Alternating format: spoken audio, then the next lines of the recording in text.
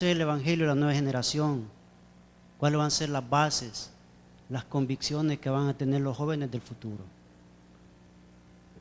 Vivimos un tiempo donde cuando se tiene abundancia, se olvida de dónde salimos o cómo nos costó lograr esto. Recuerdo que en mi familia, cuando éramos niños, alquilábamos, le dicen allá, o rentábamos un espacio para vivir. Conforme el tiempo, Dios nos prosperó y mis padres compraron un terreno. Pero ya casi lo iban a perder y siempre las mujeres, siempre fuertes. Mi madre hizo lo necesario, lavó ajeno, planchó ajeno para poder pagar ese terrenito. Y con el tiempo, Dios nos vuelve a prosperar a través de su servidor y comenzamos a poner los servicios básicos como la luz, el agua, electricidad. Y Dios sigue bendiciendo conforme uno se mete con Él, y ya la casita que era de adobe, ya es una casita de bloc, ya con todos los servicios necesarios, drenaje, piso. Todo ya va bien bonito, pero costó para que todo eso se lograra. Al principio era tierra. Pero usted dirá, ¿por qué este hermano me está hablando de su casa? Porque llega la siguiente generación y tenemos que viajar, algunos, mis hermanos, y luego mis sobrinos se quedan con ese terrenito, con esa casita. Pero cuando les llamo dicen que no les gusta, que quieren algo más grande, más bonito. Y uno dice, supieras cuánto nos costó para tener esa casita. Supieras los esfuerzos que hizo tu abuela para lograr tener ese terrenito. No valoran porque no les ha costado. No valoran porque ellos no han visto el sacrificio, los sufrimientos que había para poder lograr pagar esa casa, remodelar esa casa, arreglar esa casa. Y ya ellos dicen, no nos gusta, ¿sabes qué? Quisiéramos ver algo más grande. No te ha costado, no le sientes amor. ¿Por qué le haces esta breve introducción? Porque esta noche, a la luz de la palabra de Dios, vamos a ver cómo una generación llamada la generación de leche y miel, cuando vio la abundancia, se olvidaron de Dios. Una generación donde no vieron cómo sus padres sufrieron en el desierto, donde no vieron cómo sus padres tuvieron que depender de Dios todos los días. ¿Por qué? Porque ellos todos los días levantaban a orar que Dios enviara maná del cielo. Todos los días a las 5 de la mañana ellos se levantaban a esperar que las codornices cayeran. Si no, no iban a comer. Esa generación aprendió a depender de Dios cada día de su vida. Pero llegamos a la nueva generación. Ya la generación está en la tierra que fluye leche y miel. Aquella generación creyó por promesa, por fe, que iban a ver la tierra que fluye leche y miel. Pero esta generación, como no vio los milagros de sus padres, y ellos ya viven en abundancia, todo el mundo tiene su terrenito, todo el mundo tiene su hacienda, su parcela, su finca, ya no valora lo que sus padres hicieron y los milagros que sus padres vieron. Entonces esta generación se comienza a alejar de Dios, se aparta de Dios, hace lo malo ante Dios, etcétera, etcétera. Pero para no ser más larga la introducción, vámonos a Jueces, capítulo 2, versículos del 1 al 5. El tema de esta noche, el evangelio de la nueva generación. ¿Cuál será el evangelio de la nueva generación? Conforme lo encuentre, le suplico por favor que nos pongamos en pie para mayor reverencia a la palabra. Jueces, capítulo 2, versículos del 1 al 5.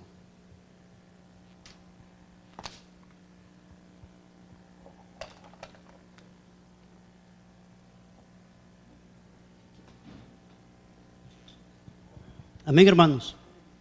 Leemos la palabra de Dios en nombre del Padre, del Hijo y del Espíritu Santo, y dice así: El ángel de Jehová subió de Gilgal a Boquín y dijo: Yo os saqué de Egipto y os introduje en la tierra del cual había jurado a vuestros padres, diciendo: No invaldaré jamás mi pacto con vosotros, con tal que vosotros no hagáis pacto con los moradores de esta tierra, cuyos altares habéis de derribar. Mas vosotros no habéis atendido a mi voz, porque habéis hecho esto. Por tanto, yo también digo, no los echaré delante de vosotros, sino que serán azotes para vuestros costados. y sus dioses os serán tropezadero. Cuando el ángel de Jehová habló estas palabras, a todos los hijos de Israel el pueblo alzó su voz y lloró. Y llamaron el nombre de aquel lugar Boquín, y le ofrecieron allí sacrificio a Jehová. Oramos. Padre bendito celestial, te suplicamos esta noche que abres a nuestro corazón, que hables a nuestra mente, a nuestros pensamientos. Te suplico que mis hermanos puedan tener oídos receptivos a tu palabra, corazones abiertos a tu palabra. Ayúdanos, Señor, a comprender y entender, Señor, el mensaje que tú traes, Señor, para este pueblo esta noche. Dame doble gracia y sabiduría, Señor, para exponer tu palabra. Te doy gracias por el enorme privilegio que me das de hablar de familia, Señor. Y que sea tu Santo Espíritu usando mis labios, Señor, para transmitirles el mensaje que tú quieres decir, Señor. Me despojo desde ya de cualquier pensamiento o raciocinio humano. Y que sea tu Espíritu Santo y solo tu Espíritu Santo usando mis labios, Señor. Háblanos al corazón, Señor. Elimina cualquier pensamiento que esté fuera o en contra de tu voluntad, Señor. Y que esta noche podamos gozarnos a través de tu palabra. En el nombre poderoso de Jesucristo hemos orado. Amén y amén. Pueden sentarse, hermano.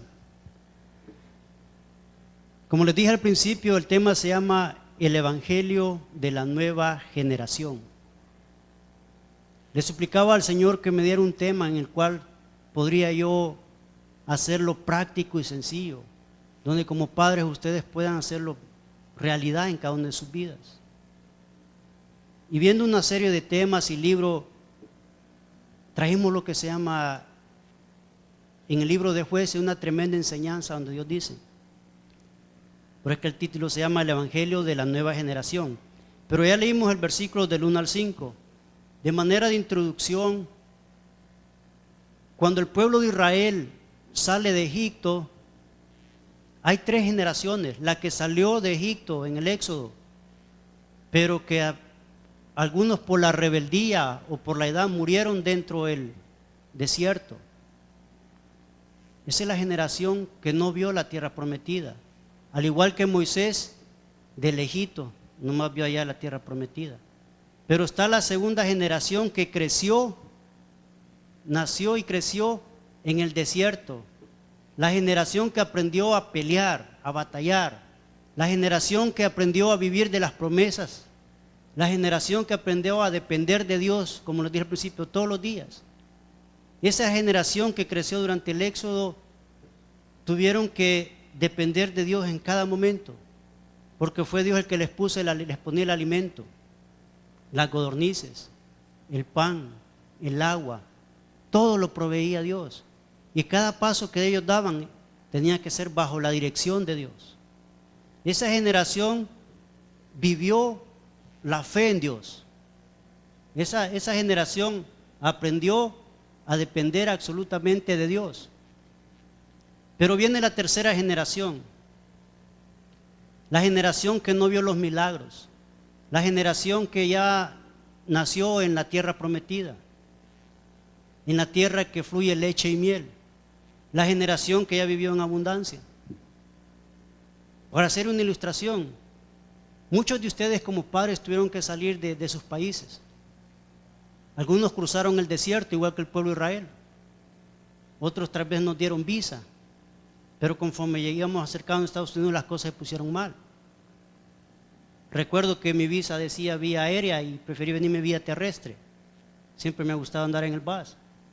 Y me vine vía terrestre y ya cuando íbamos a Sonora las cosas se pusieron mal. Ahí le comencé a pedir a Dios que hiciera obra y poder pasar. Algunos de ustedes cruzaron el río Bravo. Entonces, algunos de ustedes son de la generación que tuvo que emigrar a este país y ver en el camino cómo las promesas, la fe en Dios iban a poder llegar a este país. Algunos somos la generación que llegó y vivió en una sala. Somos la generación que comenzó a pedirle a Dios para que proveera un empleo.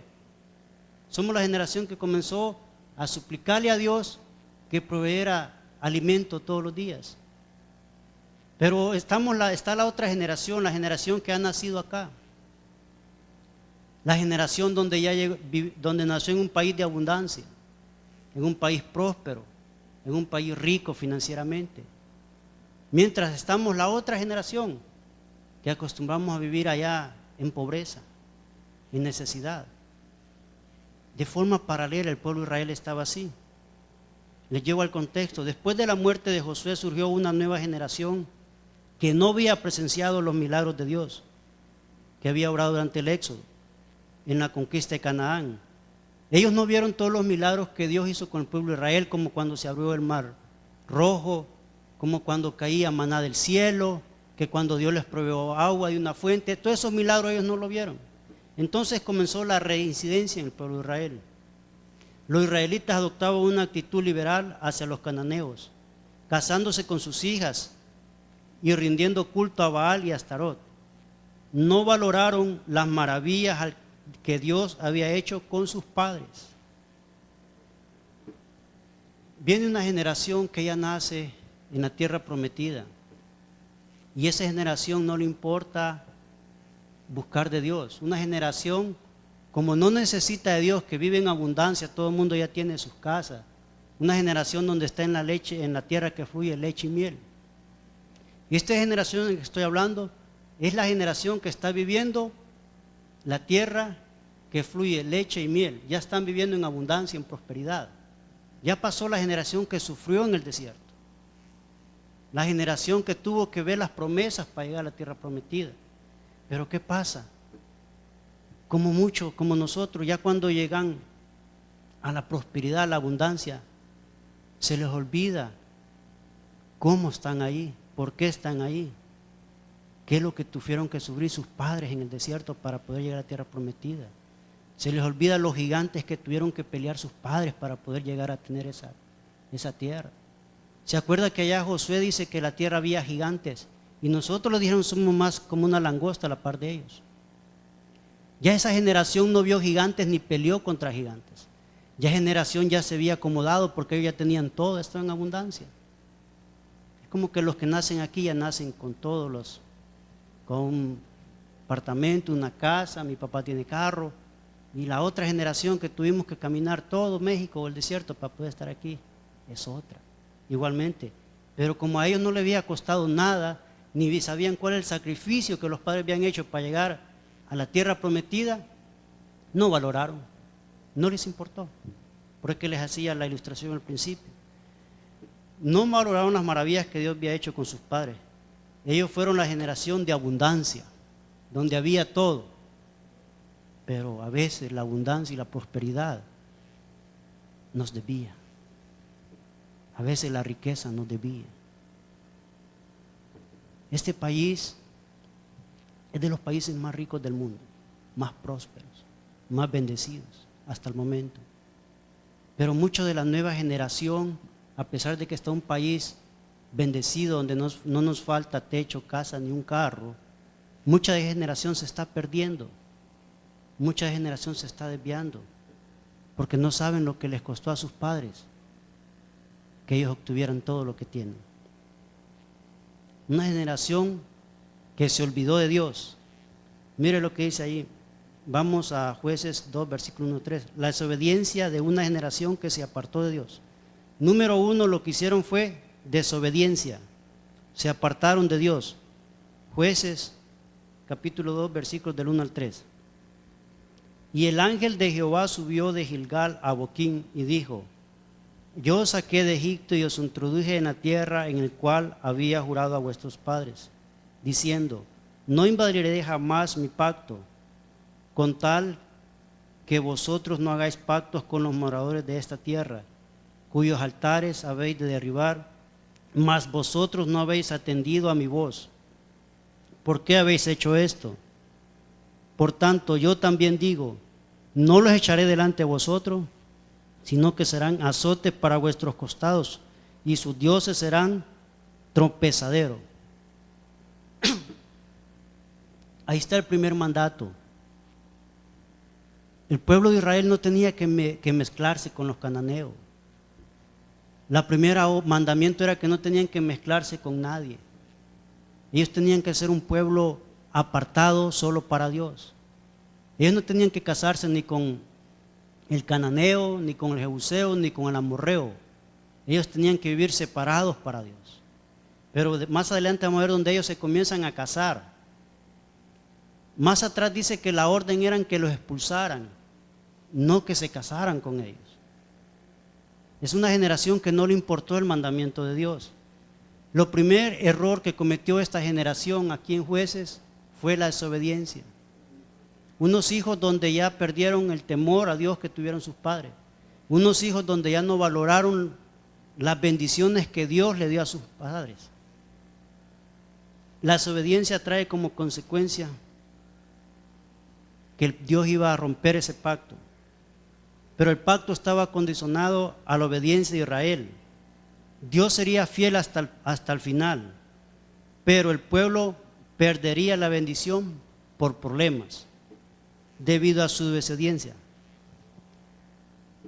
Dios dijo que iba a mantener el pacto con su pueblo, pero debido a la desobediencia del pueblo de Israel, Dios rompe ese pacto por su desobediencia. Claramente les está diciendo no se mezclen, pero ellos desobedecieron. De Génesis hasta finales de Josué, a principios de Jueces, el pueblo había confiado en Dios, el pueblo había obedecido a Dios, el pueblo había creído en Dios. Pero en Jueces se levanta una generación que no ama a Dios, que se vuelve rebelde frente a Dios. Y el pueblo se vuelve reincidente. ¿Qué significa reincidente? Que cometen las cosas, piden perdón y las vuelven a hacer. En mi país salió una ley que le llamaban del menor infractor.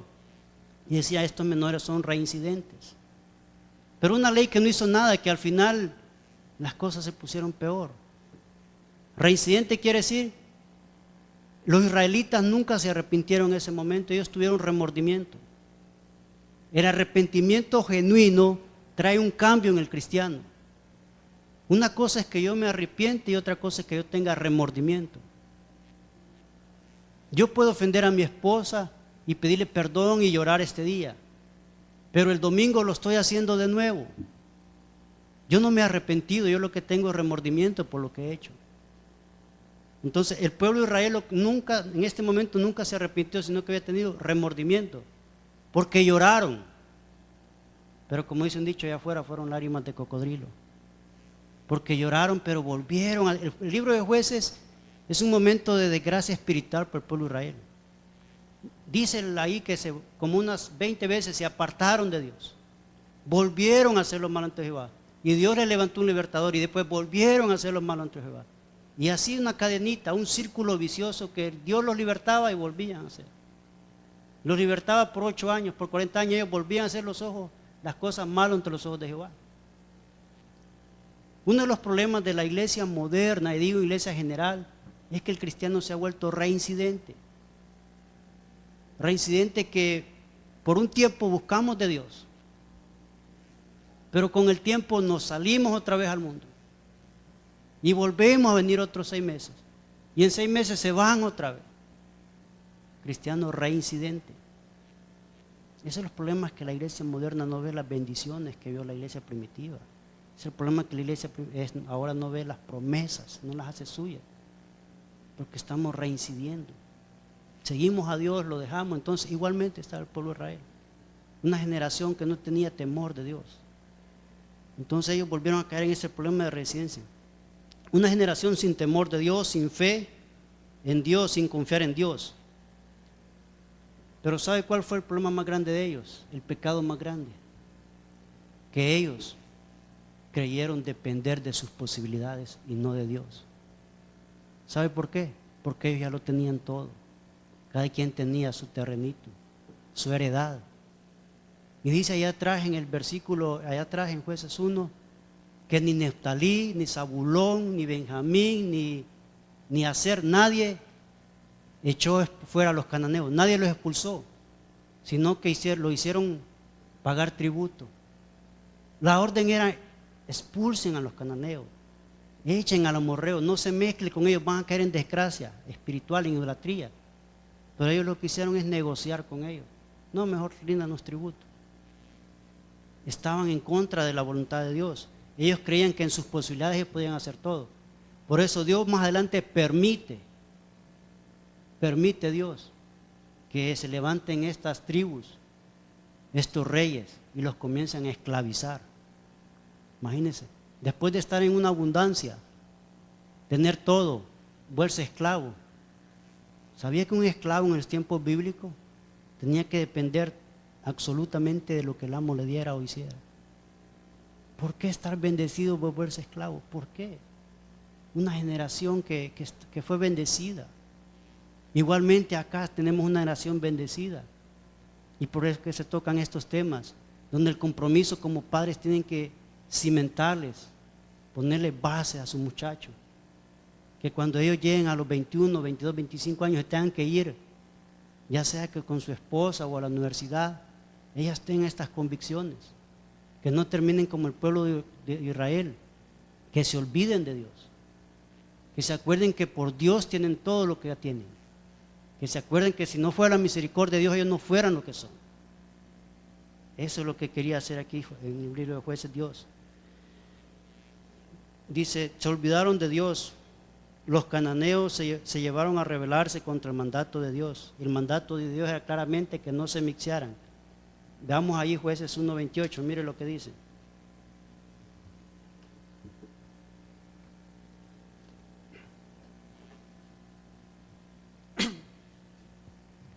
Jueces 1:28. Lo tenemos. Pero cuando Israel se sintió fuerte, hizo al cananeo tributario, mas no lo arrojó. Tampoco Efraín arrojó al cananeo que habitaba en Geser, sino que habitó el cananeo en medio de ellos en Geser. Cuando se sintieron fuertes, cuando se sintieron estamos bendecidos, vamos a hacer lo que a nosotros nos plazca. No importa lo que Dios haya dicho, no importa lo que nuestros padres nos han enseñado. Dice que en el libro de Jueces cada quien hacía lo que mejor le parecía, porque no había un rey, no había un líder. Ya Josué había muerto. La orden de Dios era que leímos en el 1 es que no hicieran pacto. No hagan pacto con los amorreos, no hagan pacto con los cananeos. Pero dice aquí en el 28 que cuando sintieron ¿qué? Fuertes, entonces lo hicieron tributario. La orden no era negociar, la orden era expulsarlos. La orden no era vivir con ellos. El mandato de Dios no era vivir. El plan de Dios no era que vivieran con ellos, no era que se mezclaran con ellos. El plan de Dios era que ellos vivieran separados de los demás pueblos. ¿Por qué? Porque Dios sabía claramente. Dios es omnisciente, lo sabe todo, omnipotente, todopoderoso y omnipresente, está en todos lados. Dios sabía que ellos iban a caer en la idolatría de esos pueblos. Dios sabía que su generación se iba a corromper cuando se mezclaran con esos pueblos, iban a comenzar a ser idólatras. Iban a dejar de adorar a Dios, a Jehová de los ejércitos, iban a comenzar a adorar a Baal, a Astarot y a todas esas deidades. Por eso Dios no quería que se mezclaran. Por eso es que Dios no quiere que la nueva generación que está levantando en la iglesia se mezclen con el mundo. Es triste ver muchachos que crecen en una iglesia, que se desarrollan en una iglesia, pero al llegar a los 21, 25 años se enamoran de una cananea y se van, o de una filistea como le pasó a Sansón, y todas las bases que estuvieran allí y terminan allá en las discos, en el karaoke, donde sea. Es triste ver cómo un joven se desarrolla toda una vida en una iglesia para verlo allá. Y pasa, hermano. He crecido en un departamento de jóvenes por 10 años. Y he visto cómo mis compañeros, unos por un lado, y al final somos pocos los que seguimos. Entonces, eso es lo que no quería Dios, que se mezclaran. Porque les digan, elimínenlo. Pero el pueblo de Israel no entendió. Su mala decisión, la influencia de los cananeos los llevó a rebelarse contra Dios. Primero desobedecen, después se rebelan contra Dios. Ellos no buscaron echar a aquellas naciones, sino que pactaron con ellas. ¿Qué significa eso, hermano? No se puede pactar con el pecado. Ustedes tienen que enseñarles a sus hijos que no se puede negociar con el pecado. No se puede. Tengo el hijo de un amigo, está pagando 5 años en la cárcel. Iban 4 en un carro. Pidió permiso, pero no dijo para dónde iban. Al final encuentran la arma en el carro. Y el muchacho ni sabía que llevaban estos chavos. Y todo el mundo ahí, al más inteligente le cayó la pedrada. 5 años sin necesidad. ¿Por qué? Porque se estaba negociando con el pecado. Él estaba saliendo con estos muchachos. Y no estoy en contra de la amistad, porque tenemos que ganar al mundo. Pero estaba en el lugar equivocado, el momento equivocado, con las personas equivocadas. No podemos negociar, pactar con el pecado. Y esto es lo que la nueva generación tiene que entender, que nosotros somos un pueblo apartado por Dios, nación santa, dice allá en Pedro, pueblo escogido por Dios, real sacerdocio. Entonces eso es lo que ellos tenían que entender. Mire lo que dice Jueces 3, versículos 1 y 4. Ahí adelante en Jueces 3.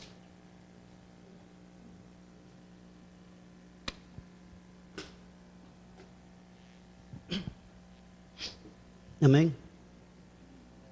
Dice: estas pues son las naciones que dejó Jehová para probar con ellas a Israel, todos aquellos que no habían conocido toda la guerra de Canaán, solamente para que el linaje de los hijos de Israel conociese la guerra, para que enseñasen a los que antes no lo habían conocido, a los 5 príncipes de los filisteos, todos los cananeos, los sidonios y a los heveos que habitan en el monte Líbano, desde el monte Baal Hermón hasta llegar a Hamad. Y fueron para probar con ellos a Israel, para saber si obedecían a los mandamientos de Jehová, que él había dado a sus padres por mano de Moisés. Ok, Dios dice: no han escuchado mi voz, no me han obedecido. Esta nueva generación salió rebelde, no valora lo que yo he hecho por ahí. Entonces voy a dejarle a todos los sidonios, todos los príncipes, para que ellos sean azotes para ellos, para que sus dioses sean trompezaderos. Que dice ahí la palabra anteriormente, dice que serán azotes a sus costados. En la Biblia, cuando se habla de azotes, son problemas. A veces usted dice: ay, Dios mío, ¿hasta cuándo voy a tener este azote, este problema? Entonces Dios cambió el plan. Él tenía un plan de bendición para ellos. Dios lo cambió y permite que todas estas naciones queden ahí con ellos. Pero esas naciones, como ellos habían pactado, esas mismas naciones iban a ir contra ellos y los iban a sufrir, iban a ser esclavizados.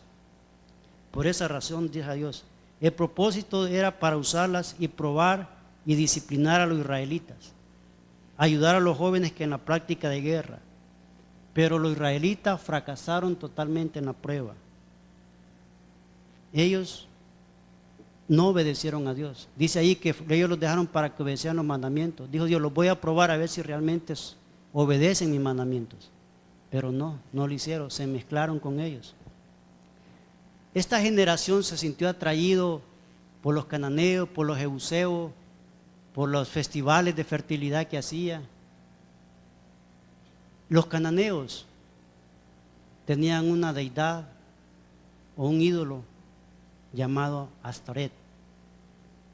Era la diosa del sexo y la guerra, y sus festivales consistían en tener ahí relaciones todo mundo. Entonces los israelitas se sintieron atraídos por eso, por las prácticas que ellos hacían. Hace como unos meses, yo prediqué un domingo un sermón que se llama Los enemigos del cristianismo: mundo, carne y Satanás. Son los enemigos del cristianismo. Pero igual a la nueva generación o a los cristianos a veces el mundo los atrae, lo que está alrededor los atrae, porque está más bonito que porque se ve bien, y caemos en idolatría y en pecado del mundo. 3 cosas que son los obstáculos del cristiano, los enemigos: el mundo y sus atracciones, la carne con sus tentaciones y Satanás. Pero a veces podemos con las tentaciones, pero a veces nos sentimos atraídos por este sistema de cosas llamado mundo. Entonces los israelitas no fueron fieles a Dios. Y mira el siguiente paso: primero desobedecieron, y hoy el segundo, la generación que se olvidó de Dios, que hicieron lo malo ante Dios. Jueces capítulo 2 versículos del 8 al 13.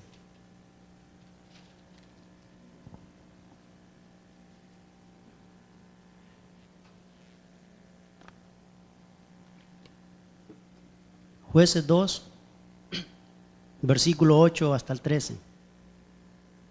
Amén. Pero murió Josué, hijo de Nun, siervo de Jehová, siendo de 110 años. Y lo sepultaron en su heredad en Timnat-Sera, en el monte de Efraín, al norte del monte de Gaz. Y toda aquella generación también fue reunida a sus padres. Y se levantó después de ellos otra generación que no conocía a Jehová, ni la obra que él había hecho por Israel. Después los hijos de Israel hicieron lo malo ante los ojos de Jehová y sirvieron a los Baales. Dejaron a Jehová, el Dios de sus padres, que los había sacado de la tierra de Egipto, y se fueron tras otros dioses, los dioses de los pueblos que estaban a sus alrededores, los cuales adoraron y provocaron la ira de Jehová. Y dejaron a Jehová y adoraron a Baal y a Astarot. Sí, es tan tremendo lo que hicieron estos muchachos, esta nueva generación. Primero dice que la nueva generación hizo lo malo ante los ojos de Jehová. Una generación que no conocía a Jehová. Se apartaron de Dios, se apartaron del Dios de los padres y fueron detrás de otros dioses. Todas las maravillas que Dios había hecho en el desierto, ellos no la habían vivido. Todos los sacrificios que los padres habían sufrido en el desierto, ellos no lo habían vivido. Esta nueva generación se apartó de Dios, se alejó de Dios. Yo quiero decirle algo: como padres, ustedes tienen que estar seguros, pero seguros, que cuando sus hijos vayan a la universidad, al trabajo, ellos no se van a alejar de Dios, porque los fundamentos que ustedes han puesto en ellos son fuertes. Las convicciones.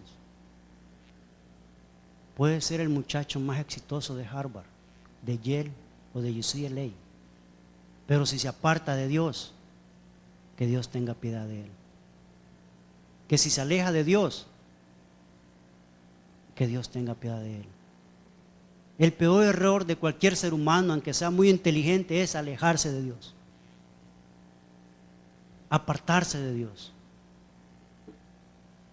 Puede graduarse con honores de Harvard, pero si no tiene a Dios en su corazón, que Dios tenga piedad de él. El principio de la sabiduría es el temor a Jehová, y la inteligencia, la santificación. Es lo que dice la palabra de Dios. El principio de toda sabiduría es el temor a Dios. Pero los padres de estos muchachos sufrieron en el éxodo, vivieron absolutamente la dependencia de Dios, pero ellos hicieron todo lo contrario. El Dios que le había dado de comer a sus padres, el Dios que había permitido que ellos estuvieran ya en la tierra prometida, se olvidaron y se fueron detrás de los Baales, detrás de la diosa Astoret. Entonces, eso es lo importante. Mire, número 1, el contexto en que estaban ellos. Sirvieron a los Baales, sirvieron a las imágenes de cera, hicieron alianza con las naciones paganas. Aunque los padres habían sido fieles y conquistado la tierra prometida, ellos no lo hicieron. ¿Cuál fue el error de esta nueva generación? ¿Cuál es el problema de la nueva generación en nuestros países? ¿Por qué tanta violencia? ¿Por qué tanto homicidio? En nuestras naciones estamos viendo cosas que nunca vimos en nuestras vidas, que nuestros abuelos ni se imaginaron. Jóvenes a los 12, 13 años que se llaman sicarios.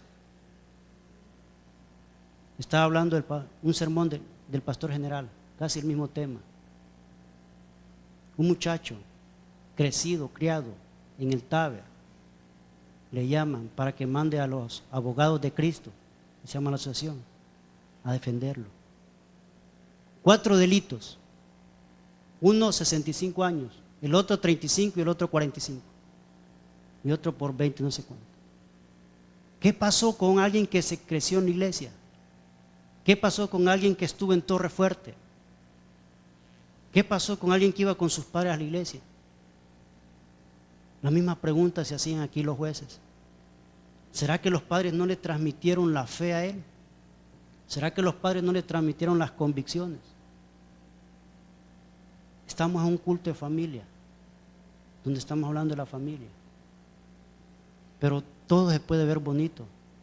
Pero si ustedes no le transmiten las convicciones, la fe en Dios a sus hijos, el que venga a la iglesia no le garantiza nada.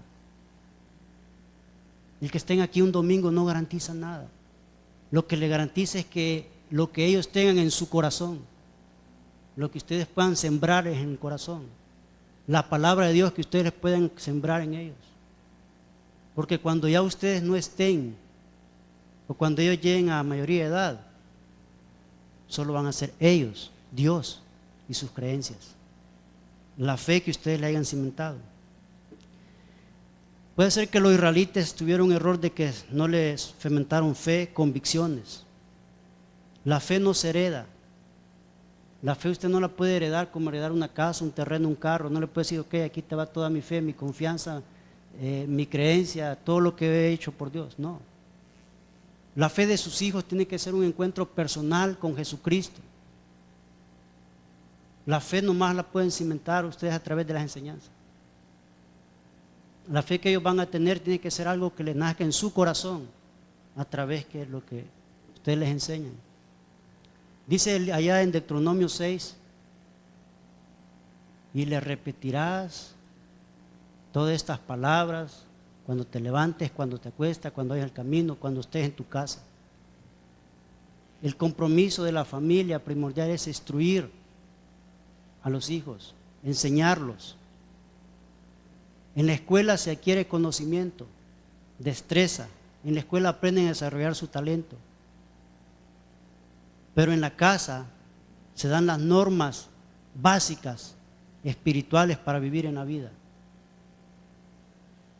La mejor escuela no se llama Harvard ni UCLA. La mejor escuela que puede tener un muchacho, un joven, se llama hogar, familia, donde se ponen las bases, los fundamentos. Como dicen aquí, el Führer, lo que va abajo es lo que importa, es la base que va a sostener el edificio. Entonces eso es lo importante. Hay que educarlos y que ellos adquieran el conocimiento en el hogar, instruirlos en su vida espiritual y secular. Estamos en un momento, hermano, donde los padres se han vuelto proveedores, donde los padres se han vuelto permisivos, donde los muchachos pueden tener todo lo que ellos deseen. Estamos en una generación de los iPhone, los iPod, las computadoras, los tablets, el Wi-Fi, los zapatos de marca, un carro nuevo. Estamos en la nueva generación, en la era de los videojuegos, en todas esas cosas. Pero quiero decirle que en ninguna de esas cosas está Dios. En nada de todo eso que tienen los muchachos actualmente está Dios. Ni en el videojuego, ni en la tablet, ni en la computadora, nada de eso.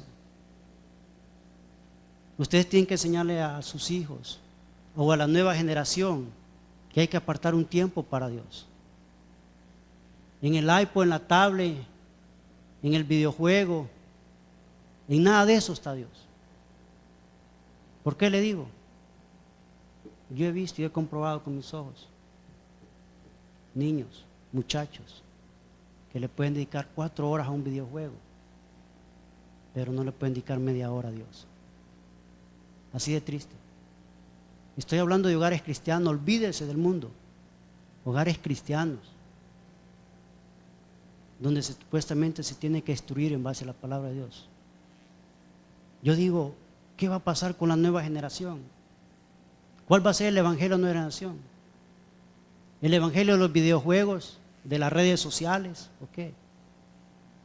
Porque lo que ellos estén viendo, lo que ellos están aprendiendo, eso van a aprender. Yo no veo un videojuego donde diga que Moisés cruzó el desierto y luchó David contra Goliat, no. Esos videojuegos solo han de disparar y matar. Entonces, ¿cuál es la generación que tenemos? ¿Cuáles van a ser las bases de la nueva generación? Donde todo se haga a conforme diga el mundo y no como dice Dios. Otra cosa, estamos en una generación que vive en abundancia, que no le da gracias a Dios por cada cosa que tiene. Quiero decirle esta noche, de corazón, en el nombre de Dios, que le enseñe a sus hijos que cada cosa, pequeña o grande, que usted tiene en su hogar, en su casa, es una bendición y es gracias a la misericordia de Dios. Que desde ese televisor pequeño que usted tiene en el cuarto hasta la plasma de 60 que tiene en la sala, es por la obra y la misericordia de Dios. Que desde ese par de zapatos que tiene ahí hasta los nuevos, porque es la misericordia de Dios. Nosotros somos una generación donde tuvimos que llevar los zapatos valga la redundancia, con el zapatero para que lo reparara. Una generación que hasta que se acabó la suela pudimos comprar otros zapatos. Una generación donde nomás tenemos un par de zapatos para el año, pero estamos viendo una generación donde el closet tiene 10 pares de zapatos y no agradecen, están pidiendo otro mejor. Una generación donde llegan de un amigo y está el niño ahí y le ponen frijoles y dice el niño, ¿qué es eso? Yo no quiero eso, dame otra cosa. Yo lo volteé a ver. ¿Sabías que soy de una generación que se conformaba con un poquito de frijoles, crema y tortilla y estábamos agradecidos con eso? Damos gracias a Dios por eso. Por la nueva generación no valora. La nueva generación solo pide hamburguesa y está bien, pero no saben lo que sus padres se sacrifican para darle todos los gustos. Estamos en una generación donde se le da todo lo que el niño pide y por eso se les olvida de dónde proviene todo.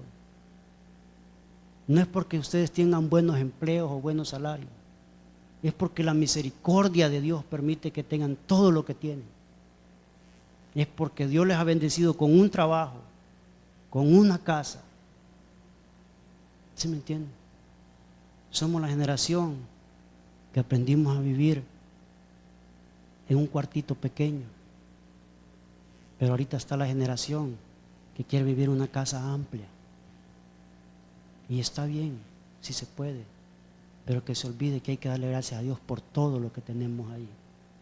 Desde la cosa más pequeña hasta la más grande, usted tiene que enseñarle a sus hijos que hay que darle gracias a Dios, que es por la misericordia de Dios. Esto es lo que estaba pasando aquí en estos momentos. Ellos no aprendieron a dar gracias. Era una generación inmadura, sin convicciones, con debilidad, inestable en sus decisiones. ¿Por qué le digo? Porque ellos se fueron y se casaron con las cananeas, con el jebuseo, con el amorreo. Se mezclaron. Era una generación que no amaba a Dios, que no temía, temor de Dios. Se lo voy a ilustrar fácil. Una generación agradecida puede venir un domingo a las 8 a prepararse para Dios. Una generación agradecida se queda hasta 11 de la noche ensayando. Y yo los admiro porque yo domingo a las 8, si a las 9 con sacrificio. Pero ellos están agradecidos con Dios. Pero ¿qué va a pasar con la siguiente generación? Con los que andan corriendo ahí. Dentro de 10 años esos niños van a ser jóvenes y los jóvenes van a ser adultos. Y los adultos ya vamos a ser ancianos. Así de fácil, así es la vida. Entonces, una generación agradecida con Dios hace cosas de corazón para Dios. Pero ¿qué va a pasar con la siguiente generación? ¿A dónde va a parar? ¿A dónde van a estar las convicciones? En los primeros años que estuve en este país, nos congregamos en otra iglesia, con otros hermanos. Y unos hermanos que eran líderes de la iglesia, pues tenían un problema. Su muchacho de 25 años decía que era ateo. ¿Por qué? Porque él decía, no, si ves que mi jefe, mi patrón, le ha ido bien, tiene 2 casas, tiene una maestría, tiene un doctorado. ¿Y cómo tú con tu Dios no tienes todo eso? ¿A dónde estaban las convicciones?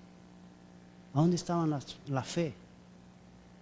Alguien que no se le ha cimentado las creencias, las bases en Dios. ¿Cómo alguien puede, un hijo de líder o de hermanos que van a la iglesia puede decir que es ateo? Ni sabe lo que significa eso, que no cree en Dios. ¿A dónde están las bases de la familia? ¿A dónde están las instrucciones de los padres? Los mandamientos que dice Deuteronomio 6. Entonces, todas estas generaciones no había vivido esto. Y para ir adelantándonos a Jueces 3, versículos 5 y 6. Mire lo que había hecho esta generación.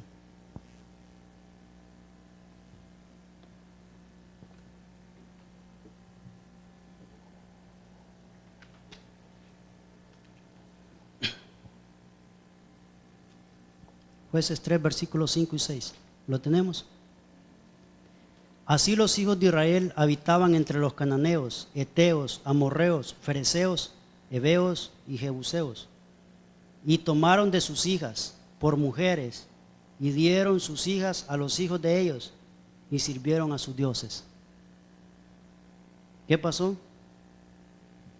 Se casaron con los cananeos, con los amorreos. La orden no era mezclarse, la orden era separarse. Aplicación. El matrimonio en una pareja, en un hombre y una mujer, puede servir para fortalecer su fe. Pero cuando es en yugo desigual, le puede servir para destruir la fe. Una persona como los israelitas cayeron en la idolatría al casarse con personas idólatras. En vez de expulsarlos, convivieron con ellos. Ellos se metieron en yugo desigual. En yugo desigual. El yugo desigual significa que alguien se casa con alguien del mundo. Que una mujer, un hombre se casa con alguien del mundo. El yugo desigual es cuando una hermanita de la iglesia se va allá a Egipto a buscar pareja. Y ahí comienzan los problemas. El yugo es desigual cuando un hombre, un muchacho de la iglesia, se va allá al mundo a buscar pareja. No le estoy diciendo que se case con alguien de la iglesia, tal vez no esté el prospecto que busque, sus hijos, pero que busque un hombre, una mujer temerosa de Dios. Alguien que le va a ayudar a crecer su fe y que no le va a destruir su fe. ¿Qué hicieron los israelitas? Dice que se casaron. Tomaron de sus hijas por mujeres y dieron sus hijas a los hijos de ellos y sirvieron a sus dioses. Idolatría completa. Dice algunas estadísticas que de cada 10 jóvenes cristianos que van a la universidad, solo 2 regresan a su iglesia. Imaginen qué triste. De 10 jóvenes que salen para la universidad, solo 2 regresan a su iglesia. Estadísticas que han hecho. ¿Qué pasó con los otros 8? Porque cuando llegan a la universidad, la filosofía, la sociología, la psicología y toda esa rama les lava la mente. Y se olviden que dependemos de Dios en todo. Y no es por sabiduría humana, sino que es por sabiduría que viene del Altísimo. Entonces, 2 de cada 10 no regresan a su iglesia. Y por eso que las iglesias están buscando programas, actividades para involucrar a los jóvenes, para que ellos se sientan parte de la iglesia siempre. Y por eso su iglesia tiene un departamento de jóvenes, un departamento de niños. Ahorita las iglesias han cambiado, hermano. En el principio me recuerdo que habían iglesias que no tenían ni departamento de niños, ni de jóvenes, ni de nada. Los jóvenes estaban olvidados. Pero gracias a Dios las cosas van cambiando. Porque la iglesia ha comprendido que el principal labor que tiene que hacer es trabajar con los jóvenes. Y por eso su pastor dando clases esta noche. Porque hay que trabajar con los jóvenes. Ahí está el futuro de la iglesia. Ahí están las bases de la iglesia. Siguiente punto. Las consecuencias por apartarse, por olvidarse y por desobedecer a Dios. Jueces 2:14. Mire, ellos desobedecieron, se apartaron y se olvidaron de Dios. ¿Cuál es la consecuencia? Jueces capítulo 2, versículo 14. ¿Lo tenemos? Y se encendió contra Israel el furor de Jehová, el cual los entregó en manos de robadores, que les despojaron y los vendió en manos de sus enemigos de alrededor, y no pudieron hacer frente a sus enemigos. Y mire lo que dice el 15. Por donde quiera que salían, la mano de Jehová estaba contra ellos, para mal, como Jehová había dicho, y como Jehová se lo había jurado, y tuvieron gran aflicción. Y mire lo que dice el 21, más adelante. Tampoco yo volveré más a arrojar delante de ellos a ninguna de las naciones que dejó Josué cuando murió, para probar con ellas a Israel, y si procuraran o no seguir el camino de Jehová, andando en él como lo siguieron sus padres. Ya se apartaron, ya se olvidaron de Dios, ya no quieren saber nada de Dios. Entonces ahorita vienen las pruebas, ahorita viene la aflicción. Dice que el furor de Dios se levantó. Primero se enciende la ira de Dios cuando alguien se aleja de Dios, cuando alguien se olvida de Dios. Segundo punto, se retira la protección de Dios. Se vuelve la persona esclava del pecado. Viene al final la presión y las calamidades. Ya se apartaron, ya se obedecieron, se alejaron de Dios. Entonces ahorita viene la consecuencia. ¿Cuál es? Las aflicciones, las calamidades, los problemas. ¿Por qué? Porque una generación que no quiso vivir de Dios. Las calamidades Dios las diseñó como azotes que trajeron disciplina. El propósito era llevar al pueblo al arrepentimiento. Y ya cuando ellos desobedecieron y ellos comenzaron a olvidarse de Dios, comenzaron los problemas. Dice más adelante ahí que levantó reyes, levantó tribus que fueron contra ellos y les hicieron daño. Dice la palabra de Dios que todo lo que el hombre sembrare, eso cosechará. Todo lo que el hombre sembrare, eso cosechará. Y el pueblo de Israel, esta generación, lo que hizo es cosechar cosas malas ante Dios. Ahí donde Dios comenzó a tratar con ellos. Ahí donde puso personas que le hicieran daño. Mire lo primero que dice, Jueces 3, primer consecuencia. Todo lo que el hombre sembrare, eso también segará. Jueces capítulo 3, versículos 7 y 8.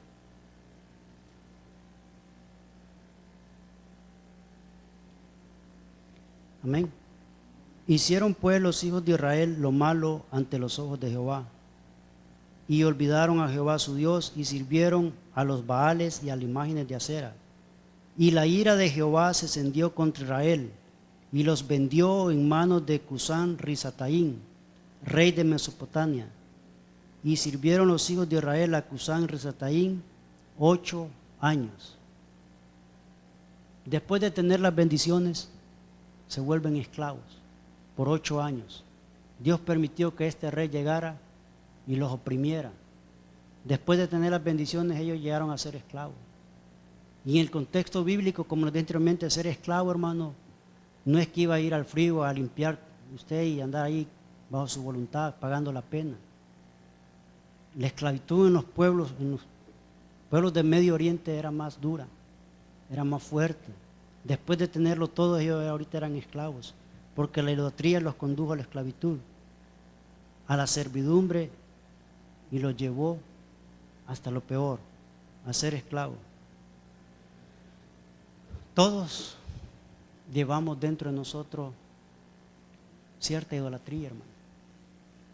Tal vez ya no tenemos esos adornos en las casas, esos ídolos, pero en nuestro corazón a veces le tenemos más amor al dinero, al trabajo. A veces caemos en un problema que se llama vanagloria, el ego, el orgullo. La iglesia moderna ya no adora ídolos, pero dentro de nuestros corazones todavía hay ídolos que vencer. Hay baales que derribar. Esos baales que tenemos adentro no nos hacen ver la bendición. A veces adicciones a la televisión, a las redes sociales, qué sé yo, pecados ocultos. Dios es omnisciente. Nadie lo puede ver, pero Dios lo está viendo. Y el pago y la consecuencia viene de Dios, no del pastor ni de la iglesia, de Dios. Porque al final a quienes tenemos que rendir cuenta es a Dios. Amén. Entonces, es el problema que el pueblo de Israel cayeron en idolatría. Todo lo que ocupa el tiempo, el espacio de Dios, se llama idolatría. Son palabras del pastor general que no salen de mi mente. Todo lo que ocupa el tiempo y el espacio de Dios se llama idolatría. Esos 5 minutos que usted puede tener en oración, pero se los dedica a la novela, es idolatría. Esos 20 minutos que tal vez usted pueda leer la Biblia y se la pasa media hora en el Facebook, es idolatría. Todo lo que ocupa el tiempo y el espacio de Dios. Entonces ese problema había caído. Pero para ir terminando, cuando una generación clama a Dios, se mueve la misericordia de Dios, hermano. A pesar de la rebeldía, a pesar de desobediencia, la misericordia de Dios es infinita. Jueces, capítulo 2, versículo 18. Ahí donde estamos. Jueces 2, 18. Lo tenemos. Y cuando Jehová les levantaba jueces, Jehová estaba con el juez y los libraba de la mano de los enemigos todo el tiempo de aquel juez, porque Jehová era movido a misericordia por sus gemidos a causa de los que le oprimían y afligían. Dios es misericordioso, hermano. A pesar que Dios nos disciplina, Dios nos pone prueba para que seamos fieles, la misericordia de Él es grande. Y cuando ve un pueblo clamar, humillarse frente a Él, se mueve la mano de Dios. Es lo que está diciendo acá. Aun cuando Dios emite un castigo, para siempre tendrá misericordia. Cuando nos humillamos en clamor y súplica, Él es un Dios de amor. Dios no puede dar amor, Dios es amor. Tanto así que entregó a su Hijo unigénito para que muriera por nosotros. A pesar del pecado, de la rebeldía que puede haber en nuestros corazones, la misericordia de Dios se mueve todos los días en nosotros. Le digo por qué. ¿Por qué usted vio este día el sol? ¿Por qué este día pudo levantarse? ¿Por qué este día pudo ver la claridad? Muchos no lo pudieron hacer, porque la misericordia de Jehová es grande. Por la misericordia de Jehová podemos ver un nuevo día, un nuevo amanecer. Con solo eso es una gran bendición, hermano. Ya lo que venga es extra, sean problemas, sean bendiciones, sean dificultades. Pero a pesar de todo, Dios tuvo y dice que su misericordia se movió, a pesar de los pecados de las revelaciones. La nueva generación, sus hijos, sus nietos, los nietos de sus nietos, tienen que entender que la única salida al problema, a la dificultad, se llama Jesucristo. No los amigos, no un bar, ni mucho menos un amor. La única salida a las dificultades de sus hijos, de los hijos de sus hijos, es Dios. La misericordia de Dios se mueve siempre. Jueces 3:9. Y con eso terminamos. Jueces 3:9.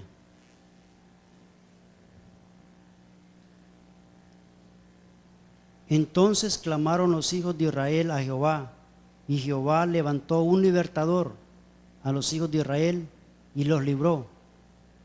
Esto es Otoniel, hijo de Cenaz, hermano de Caleb. Y el espíritu de Jehová vino sobre él y juzgó a Israel y salió a la batalla. Y Jehová entregó en su mano a Cusán Risataín, rey de Siria, y prevaleció su mano contra Cusán Risataín. Y reposó la tierra 40 años, y murió Otoniel, hijo de Cenaz. El libro de Jueces es un libro que se ilustra bien la vida actual del cristiano.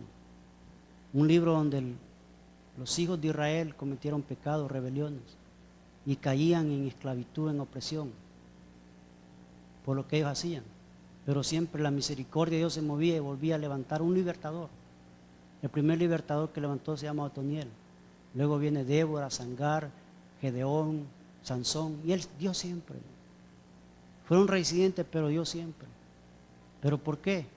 Porque el libro de los Jueces es una etapa dura para el pueblo de Israel, oscura, por la apostasía, porque la nueva generación no entendió que al único Dios que podemos adorar, al único Dios que pueden confiar en Dios, es Jehová. Igualmente la nueva generación tiene que entender que tienen que depender absolutamente de Dios, confiar en Dios, creer en Dios, y que el único que los va a sacar de cualquier dificultad se llama Jesucristo. Que el Señor les bendiga.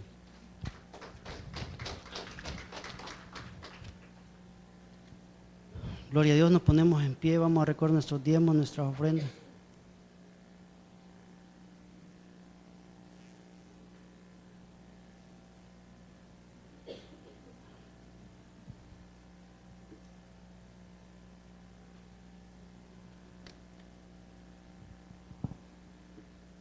Mientras cantamos, Dios bueno es. A ver, hermano, ayúdenme todos juntos, con voz fuerte, a cantarle al Señor. Dios bueno es, Dios bueno es, Dios bueno es, bueno es mi Dios. Mi Dios es bueno, gran manera. Padre bendito celestial, te damos gracias por tu misericordia, por tu provisión, por tu providencia, porque hasta este momento, Señor, no nos ha faltado lo necesario en nuestros hogares, en nuestras familias, en nuestra vida. Padre del cielo, como parte de nuestra adoración traemos esta noche, Señor, nuestros diezmos, nuestras ofrendas, la parte que a ti corresponde. Bendice, Señor, grandemente a cada hermano que dispuso en su corazón el diezmar y ofrendar. Bendice al dador alegre, Señor amado. Así también te pedimos por el huérfano, por el indigente, por el necesitado, Señor. Por cada una de esas familias, Señor, que esta noche no llegó tu mano divina allí. Te suplicamos que seas propicio en sus necesidades. Bendice grandemente al equipo financiero de esta iglesia, Señor. Dale mente